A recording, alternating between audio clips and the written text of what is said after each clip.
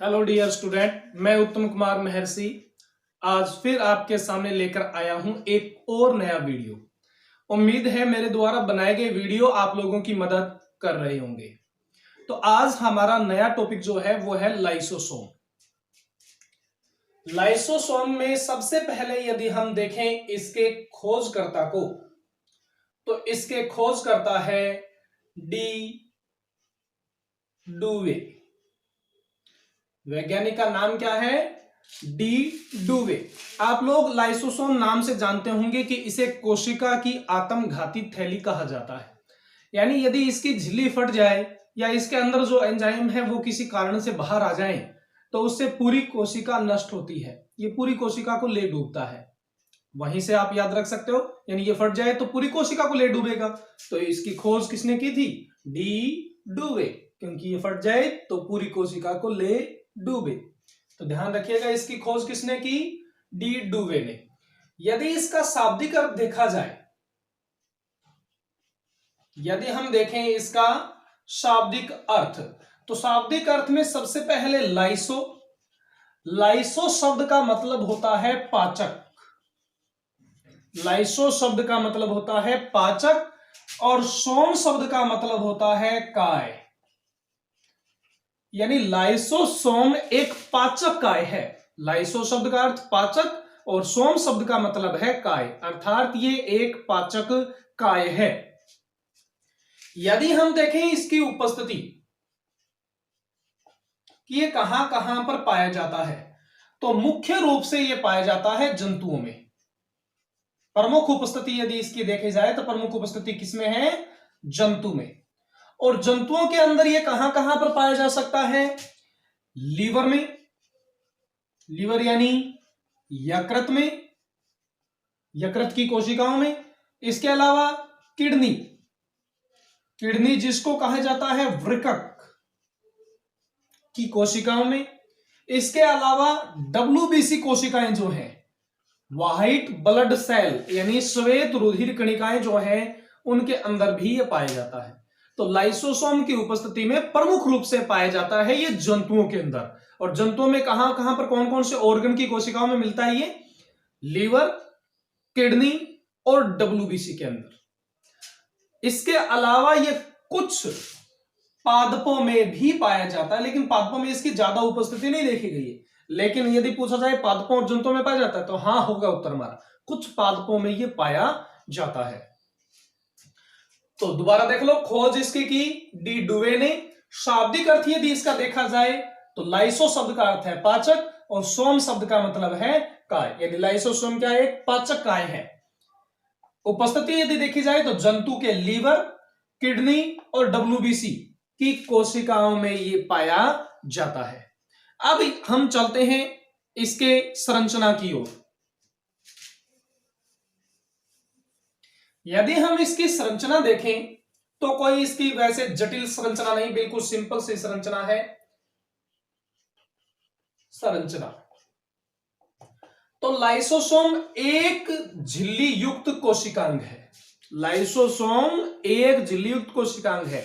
मैं आपको बार बार याद करवाता हूं कि हरितलवक, माइटोकॉन्ड्रिया और केंद्रक ये दोहरी झिल्ली युक्त कोशिकांग है। राइबोसोम और तारका ये झिल्ली रहित हैं। इसके अलावा जो भी कोशिकांग बच गए वो कहां पर होंगे? वो कैसे होंगे? एक झिल्ली युक्त होंगे। और यह बात ध्यान रखिएगा, कोई भी झिल्ली युक्त कोशिकांग केवल यूकैरियोटिक कोशिकाओं में ही मिलता है। प्रोकैरियोटिक कोशिकाओं में झिल्ली युक्त कोशिकांग नहीं मिलते। यहां पर यदि देखा जाए लाइसोसोम तो एक झिल्ली युक्त कोशिकांग है और इसके भीतर इसका जो द्रव पदार्थ है उसके अंदर लगभग 50, कुछ किताबों में ये 40 भी मिलता है। कोई ज्यादा इसमें कठिनाई वाली बात नहीं है। ध्यान रखिएगा, बोर्ड की किताब के अनुसार 50 प्रकार के पाचक एंजाइम है। कितने प्रकार के पाचक एंजाइम है इसके अंदर? 50 प्रकार के पाचक एंजाइम है। और इन पाचक एंजाइमों की श्रेणी यदि देखा जाए, आपको बता दूं कि एंजाइमों का वर्गीकरण किया जाता है तो उनके 6 ग्रुप बनाए गए हैं एंजाइमों के। उन्हीं में से एक ग्रुप है हाइड्रोलेज। हाइड्रोलेज तो ये एंजाइम जो है इसके अंदर, लाइसोसोम के अंदर, वो हाइड्रोलेज प्रकृति के एंजाइम है, यानी हिंदी में कहा जाए तो जल अपघटनी एंजाइम। ध्यान रखिएगा, लाइसोसोम में 40 या 50 प्रकार के बोल रहा हूं, 40 या 50 प्रकार के हाइड्रोलेज एंजाइम पाए जाते हैं। तो ये इसकी सिंपल सी स्ट्रक्चर है, केवल एक झिल्ली युक्त कोशिकांग है, गोलाकार कोशिकांग होता है ये, और इसमें 50 प्रकार के पाचक एंजाइम उपस्थित हैं। अब चलते हैं हम इनके कार्यों की, और सॉरी पहले इसके निर्माण को देख लिया जाए। यदि हम देखें इसका निर्माण, तो इसका निर्माण गोल्जी काय के द्वारा होता है। गोल्जी काय मैं आपको पहले करवा चुका हूं, तो ध्यान रखिएगा, इसका निर्माण किसके द्वारा होता है? गोल्जी काय के द्वारा। आपको जब मैं बताया था गोल्जी काय, तो गोल्जी काय में पुट्टिकाएं थी, पुट्टिकाओं में मुकुलन के द्वारा ये बनता है। तो आपसे पूछा जाए लाइसोसोम का निर्माण, तो हम कहेंगे गोल्जी काय के द्वारा। अब चलते हैं हम इसके कार्यों की ओर। तो इसका सबसे प्रमुख कार्य यदि देखा जाए तो वह है पाचन में मदद करना, पाचन में मदद करना। और पाचन भी ये कौन सा करते हैं? अंतः कोशिकीय पाचन। पाचन कौन सा होता है? अंतः कोशिकीय पाचन। अब आपको बता दूं कि पाचन की क्रियाविधि को दो प्रमुख भागों में बांटा जा सकता है, अंतः कोशिकीय पाचन और बाह्य कोशिकीय पाचन। अंतः कोशिकीय पाचन वो होता है जो किसी कोशिका के किसी कोशिकांग में संपन्न हो। अंतः कोशिकीय पाचन कोशिका के किसी कोशिकांग में संपन्न होता है, जबकि बाह्य कोशिकीय पाचन दूसरे प्रकार का है। बाह्य कोशिकीय पाचन जो कि किसी विशेष अंग जैसे आहारनाल में संपन्न होता है।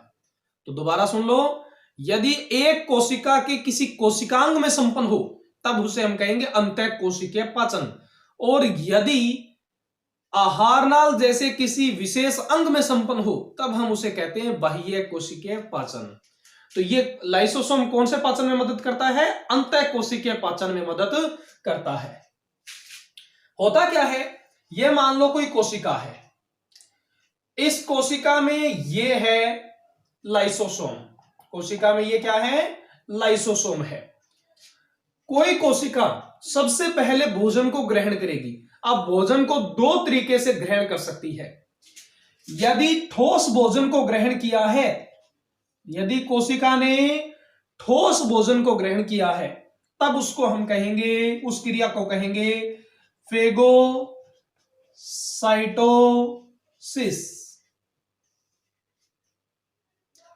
इससे पहले एक बात और जान लो, कोशिका के द्वारा भोजन को ग्रहण करना एंडोसाइटोसिस कहलाता है। भोजन को ग्रहण करना क्या कहलाता है? एंडोसाइटोसिस। एंडो शब्द का ही मतलब होता है अंदर, साइटो शब्द का अर्थ होता है कोशिका, यानी कोई कोशिका यदि भोजन को अंदर ग्रहण कर रही है तब हम उसे कहेंगे एंडोसाइटोसिस। ये एंडोसाइटोसिस दो टाइप का है। पहला हमने देख लिया फेगोसाइटोसिस। फेगो शब्द कहता है भक्षण। फेगो शब्द किसको बताता है? भक्षण। और भक्षण हमेशा तभी होगा जब भोजन कैसा हो? ठोस हो। तो यदि कोशिका ठोस भोजन को ग्रहण कर रही है तब उस क्रिया को हम क्या नाम देंगे? फेगोसाइटोसिस। और यदि तरल भोजन को ग्रहण कर रही है, यदि कोशिका तरल भोजन को ग्रहण कर रही है तब उसको हम क्या कहेंगे? पिनोसाइटोसिस। बहुत इंपॉर्टेंट है, ये ध्यान रखिएगा।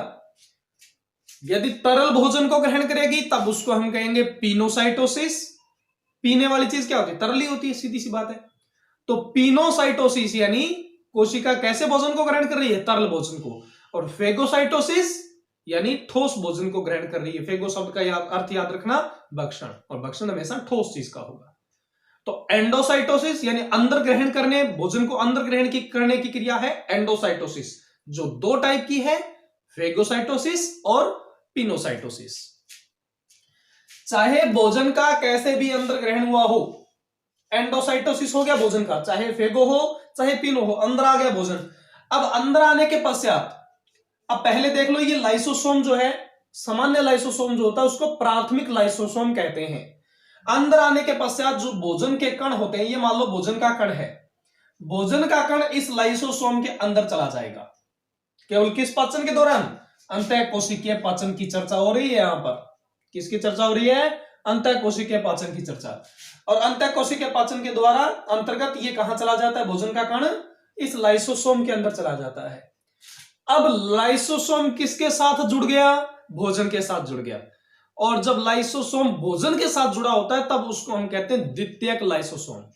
दोबारा सुन लो, यदि सीधा ये लाइसोसोम सामान्य है, केवल पाचक रस है उसके अंदर, तब उसको हम कहेंगे प्राथमिक। और जब वो भोजन के साथ जुड़ जाता है लाइसोसोम, तब उसको हम कहते हैं द्वितीयक लाइसोसोम। अब आपको पता है इसके अंदर 50 प्रकार के पाचक एंजाइम हैं जो भोजन के इस कण का तुरंत पाचन कर देंगे, चाहे कैसा भी भोजन आया हुआ हो, लाइसोसोम इसका पाचन कर देगा। पाचन के पश्चात जो पचित रस है, वो पचित रस विसरण की क्रिया के द्वारा इससे बाहर निकल जाएगा और कहां आ जाएगा? कोशिका द्रव में आ जाएगा। लाइसोसोम था, अंदर पचा भोजन, जो पचित भाग है, पचा हुआ रूप जो है वो बाहर निकल गया। अब लाइसोसोम के अंदर जो अपचित पदार्थ है उसे लाइसोसोम क्या करेगा? कोशिका झिल्ली से बाहर निकाल देगा, जिसको कहेंगे एक्सोसाइटोसिस। एक्सो का मतलब होता है बाहर निकालना। तो लाइसोसोम जो पच गया वो तो कोशिका द्रव में छोड़ दिया, और जो नहीं पचा उसे एक्सोसाइटोसिस की क्रिया के द्वारा बाहर निकाल दिया। तो लाइसोसोम का पहला कार्य हो गया अंतःकोशिकीय पाचन में मदद करना। यदि इसका दूसरा कार्य देखा जाए तो रोग युक्त कोशिका को नष्ट करना। रोग युक्त कोशिका को नष्ट करना। यदि कोई कोशिका ऐसी हो चुकी है जिसमें रोग है, जो पूरे अंग या पूरे शरीर को क्षतिग्रस्त कर सकती है, नुकसान पहुंचा सकती है, लाइसोसोम स्वयं फटेगा और उस कोशिका को नष्ट कर देगा। लाइसोसोम की झिल्ली फट जाएगी और रोगग्रस्त कोशिका को नष्ट कर देगी। मान लो ये कोशिका है जिसमें कोई रोग हो चुका है, ये हानिकारक कोशिका है हमारे लिए, तो इसके अंदर जो लाइसोसोम है उसकी झिल्ली फट जाएगी और इसके पाचक रस एक साथ बाहर निकल जाएंगे, जिससे ये रोग युक्त कोशिका यहीं पर नष्ट हो जाएगी। आज तक हमें बताया गया था कि लाइसोसोम एक आत्मघाती थैली है।